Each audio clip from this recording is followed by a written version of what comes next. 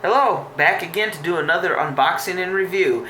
This time, a little change of pace. Instead of consumer electronic gadgets, I thought I'd go ahead and do an unboxing of a collectible figure line, or as some may call them, toys, and I'm fine with that. I like them, so that's that. Anyway, so this series here, named the Grossery Gang, get it? Play on the words grocery, is actually a spin-off of a much wider universe, if you want to call it that, or let's call it a much bigger line, which is the Trash Pack. So this is the most current series slash spin-off, and we'll go into these. But before we do, I thought I'd give those who aren't familiar maybe a little history into what the Trash Pack is. Okay. The Trash Pack to me really started with another brand of toys, and that kind of led to this, I believe, or maybe influenced these, and that was this. And this is one of the example. This is, I think, the coolest figure of this line that came before the Trash Pack. This is again from a different manufacturer, but this guy here, he's so cute. Anyway, he came from a line that was called line toys that are called Go-Go's or Crazy Bones or Go-Go Crazy Bones, however you choose to name them. Anyway, so this was kind of like the iconic character that was on almost all the packaging because, well, again, he's just so damn cool, right?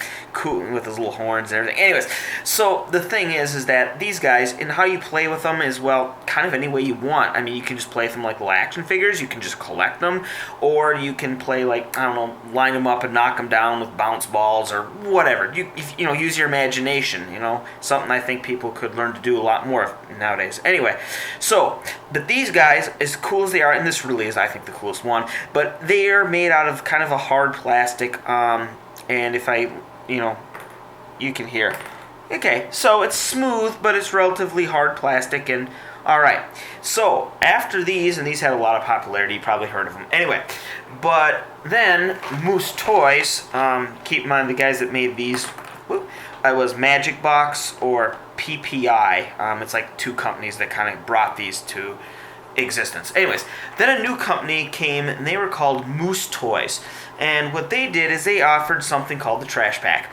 And they had numerous series, and the first 4 series were all themed around, well, just that, trash, okay? So the idea was to make little figures that were, I guess, if your trash came alive, you'd have all kinds of, from like fish skeletons up to like maybe a broken down toaster. And just to give you an idea, this here is from Series 4 of the Trash Pack, and you can see you have the different groups, right? The grubs, hard rubbish, so that'd be like your appliances and whatnot. Bin sects, so those are the bugs in your trash can. Food of the world, and trash toys, so like junky toys, and then also some beach trash. And every series kind of had like some special characters, like these guys here, they had like a different texture than all the normal ones. So you had some not only different rare, common, somewhat rare, like super rare, but you also had ones that had special, features, okay? Now, but besides that, one of the major steps up was the fact of what they were actually made of. Now, I'm using this guy here for an example, and by the way, in case you're curious, he is a refrigerator. So he's kind of dirty here. Oh, and this one particularly actually changes colors too, so that's one of those special characters. And you can see there's the top where his eyes are is like the freezer, the bottom is, with his body, would be like the normal fridge, and then on the back you have those wires that heat up, right? So the coils. So anyway, but one of the main things about the Trash Pack that was better, I'd say, than Go-Go's was what they're made of. And you can see they're not super squishy, like those things you throw at the wall and they stick, but they're also not super hard like the Go-Go's. So they kind of, keep it on camera here, but you see, they kind of bounced. And now, besides that,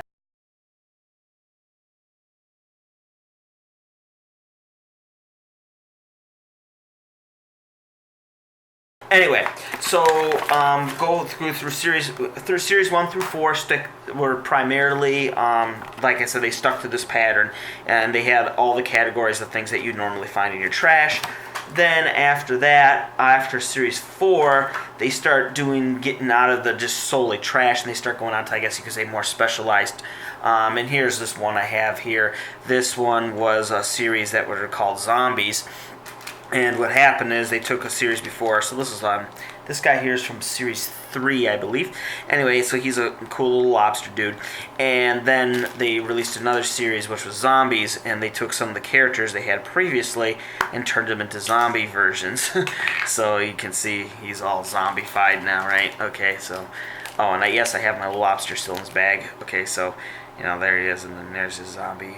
Ooh, scary. Okay, so anyway, so then they also had further series, and then after, like I said, after series 4, they start getting into topics or themes, I guess you could say. And one of the later ones was this series 7, which were germs. So they kind of essentially if you magnified germs millions of times, you would end up getting big versions like this, so you could kind of play with them. You see, there's some artwork and what have you, and then those are broken into categories like household germs and pet germs and etc. So anyway, point of all that was just to show you that this line's been going on for some time. Now, this particular one is they're focusing solely on food. So and they have, of course, categories too, but all the characters are food, or not just food, but something condiments and what have you. Okay, so alright, so that's what it is. Now, if you're just going for the characters, they have 2 main ways you can get them. You can get them in these bags here, or you can get the little mystery packs, which contain 2 characters. And this, you can see a good number of the characters you get, but then there's these mystery ones here. And I found out these mystery ones are usually the ones that are, like I said, with the special attributes. And usually the only way to get those is in these bigger packs. So you kind of need to get the big packs as well as just these 2. Okay, so just to give you an idea, I'm going to open one of these little packs here. Actually, I've already kind of done that, and here's what comes inside. First of all, it's supposed to look like a crusty chocolate bar. And you can see, here it is. Now, so yes, you get the thing, it looks like a chocolate bar. But just this, even the first thing you see this here where it says the Grossery Gang. I don't know if it's coming up on camera, but that's actually kind of like a 3D printer, where it's not just written on there, but it's kind of a different elevation than the rest of the crate or the rest of the chocolate bar. So just right off the bat, you get that someone put a little work in there. I mean, this would have been easy just to write on there, but they didn't, and it does kind of have that cool effect. Anyway, so once you open it, you get 2 figures, and notice that they're wrapped in these little bags here, which, I mean, keeps the level of suspense high, because even though you've opened it, you still don't know who you got, but you can kind of feel them and say, oh, I think this one's like the mustard or the ketchup, filling by the shape. But I think this is cool because it keeps you guessing right up to the last minute, and every time you get a little more hint as you go. So I think that, I don't know, it's like continual involvement, so I think that's excellent. Also, another added bonus as well, it keeps the characters in good condition, right? So, and so anyway, we'll open one of them up here. Okay. So this one is, okay. So there you go. And then you also get the list of characters. So you can, and there's quite a lot of them in the series, as you can see here. And there's some more on the back. So you can keep track of your collection. So let's look up what this guy is. Okay. Alright. Yeah, he looks a little dazed and confused there. Okay, so he is, or she, can't really tell, is a tasteless tart. Okay, pretty cool. And let's open the other one. This time I don't want to hit the camera. Alright. And like I said, I think this guy's like a mustard or a ketchup or something like that. I was right. Okay, so, and he happens to be, and then we'll go to the category, so this is in the awful sauces. It looks like he's that top. We'll see. Yeah, tongue out. So, yeah, okay. So he's a disgusting mustard. So right there. Okay. So that's the 2-pack, or the 2 mystery pack. And the other egg we'll go into open today is the big bag here. Now, the big bag, even before you open it, I like to look at all the stuff that they put on, you know, just the creativity that they put into this. And this package, actually, there's a fair amount of that.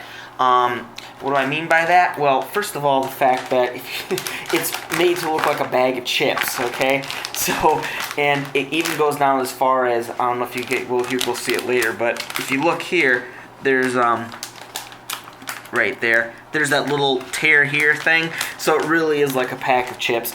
And then, of course, then I have little goofs or little jokes on the front, you know, so corny chips. But then if you look here, it says it's 75 more gross and 0 corny chips.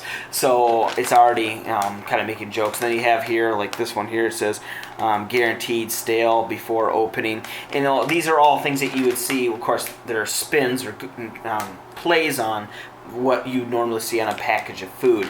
So again, they could have just had these in a bag or a box, but they really went out, and the artwork is pretty big. I mean, you can see this all the way on the shelf.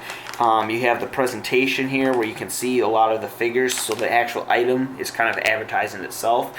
That's cool. And the window, if you didn't notice, the window is a triangle like a chip. You see, just little things like that. And then if you go over here, oh wait, there was another one. Where did I see it? Okay, here's another little gag. You see that? It says best before 1985. You know, I mean, so okay. And then where does that go? Yeah, it kind of goes with the guaranteed stale before opening. So, you know, there's a lot of that on here. So, and then, you know, you have like these little seals of approval. Right there, guaranteed grossness inside. I mean, I don't know. I think that's cool. They don't have to, but they do it. And anyway, it's the whole. So then over here, you actually have these little I don't even know, these little claspers, kind of like rivets, right? And you not only, I guess, does this ensure you that when you get this, you know, that it's new, no one's been inside. I mean, there's numerous, and we'll see it as we go in, but it also, again, adds to that, like you're opening up some kind of processed food good. Okay, so then you have the card, the header, all right. And oh yeah, there's some, you can get an app to help keep track of your how many guys. Again, this is from Moose Toys. So anyway, by using the tear here thing, see, tear it open just like a. Now, also I was going to say, if you look at the back of this packaging, it has that reflective material. So again, that's another eye-grabbing trick. It actually reflects all kinds of light back at the potential consumer. Good idea. Anyway. And you'll notice that the little characters, they're in a tray. So, I mean, again, helps with presentation. It also keeps them, you know, it's a good way of, like, you know, for organizing. Okay, so you have your little collector guide, which we are seeing. That was the thing I showed you, scrolled in front of the camera. But, you know, it has its own separate compartment. And, I mean, a lot of this seems like, oh, well, big deal, guy, just open the damn thing. But, you see, one of the reasons I collect this stuff is because of all these attention to detail, and I think that's really shows that it's beyond just toys that you're supposed to throw around in the mud and get dirty. Now, hey, you can do that if you want, you know, it's up to you, but I don't know. Yeah, no, I should have kept my knife out here, but anyway, so well, let's take this first guy out here because I think he's cool. All right, so here's a popcorn. And again, the texture is that, like I said, halfway between slimy and dense rubber, so it's kind of like a medium density. So yeah, it's kind of like a bouncy ball, softer bouncy ball, not the hard type, but the kind of soft one. You know, kind of like those, you know, that thing with the paddle and then the string and the ball, and you go boop, boop, boop, boop, boop, and you keep hitting the thing. It's kind of like that, but if the ball was even a little softer, that's kind of what the texture. And I mean, some of you might not have any idea about that reference, but anyway. So yeah, we got a little popcorn guy here, and let's open up these in there. There were these little mystery crates, and again, this is that attention to detail that I was talking about. So you have this little crate, right? It actually looks like a milk crate. So, and you can see they actually went as far as making the the little the fence or the siding on this crate. And then within the oven, they have a pair of eyes, like it's looking out at you. Who is it? You don't know. So you got that whole mystery thing going on. So to get the character, not only do you have it in a crate, but then you lift it up this whole little cardboard here. So out of the crate, in the cardboard, within the cardboard, you have a bag, and your character's in this bag. So, I mean, I don't know. I like that. Evidently, it kind of makes it feel even more special, right? Okay, and who did I get? Oh, cool. Okay, so he's, what is it, like a pineapple. And he actually has this texture, a fuzzy, kind of a moldy. Oh, I'm sorry.